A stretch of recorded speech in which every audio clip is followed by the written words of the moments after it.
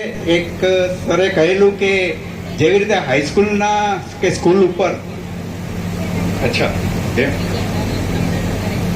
જ મારે કહેવાનું છે કે જેવી રીતે હાઈસ્કૂલ ઉપર હાઉસફુલના બોર્ડ લાગેલા હોય છે એવા બોર્ડ વૃદ્ધાશ્રમ પર ન લાગે એવી જ મારી એક વિનંતી છે. Thank you. થેન્ક્સ અ લોટ.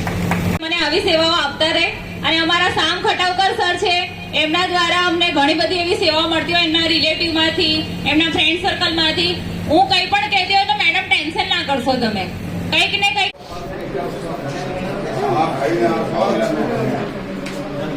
મહેમાનો આ બાજુ આવો. આ કેમેરા વાળા છે ને તમારું નહીં મૂકે. આ કેમેરા અમારું.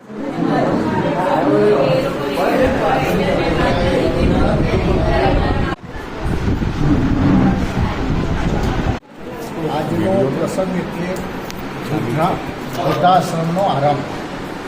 વજેરા ગામમાં બાન નામનો આશ્રમમાંથી આરંભ થયો છે. આ સંસ્થાના નાબેન વાઘેલા એની એક સંસ્થા વડોદરામાં મંદિરના બાળકોની સ્કૂલ ચલાવે છે. એ અનુભવના પરિપ્રેક્ષમાં આ નવા પ્રકારનું અમારું એક આયામ છે.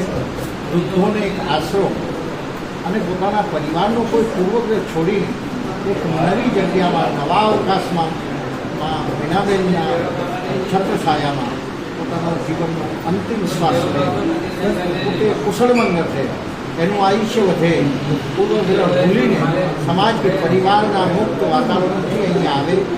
અમે વિશ્વાસ આપીએ છીએ કે અહીંયા આવેલો એના વર્ષો જૂના નિરાશા અને નિરાધારતાનો એક આશરો બને એ બાગમાન સંસ્થાને હું આશીર્વાદ આપું છું.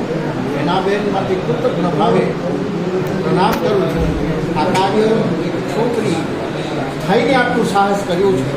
અંતરને ઘણા બધા અવરોધોની વચ્ચે પણ આજે એક પ્રકલ્પ શરૂ થયો છે. એની ખુશી વ્યક્ત કરું છું. સ્વામી ભાગ્યસ્મિત કરો.